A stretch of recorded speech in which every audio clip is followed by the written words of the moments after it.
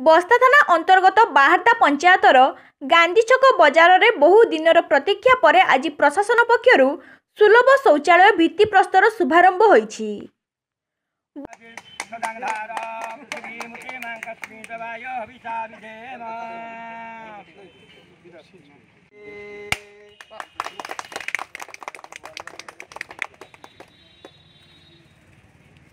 बस्ता थाना अधिकारी अशोक कुमार नायक भित्तिप्रस्तर शुभारंभ करथिले।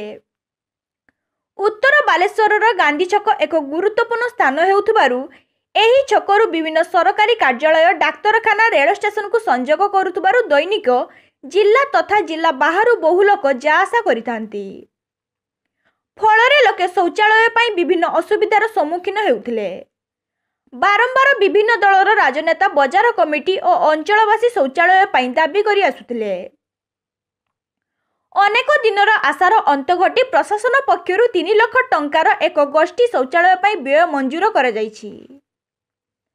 विभागीय जंत्री Bhimcharan Tudu, deputy executive engineer Parikshit Mahalik, sarpanch Pratima Das, block उपाध्यक्ष रंजना दास, समाजसेवी महादेव दास, समाजसेवी पागलू साहू, नायब सरपंच प्रताप बेहरा एवं गांधी छक बजार कमिटीर सभापति विद्याधर दे, सचिंद्र साहू, हरिहर दे प्रमुख उपस्थित थिले।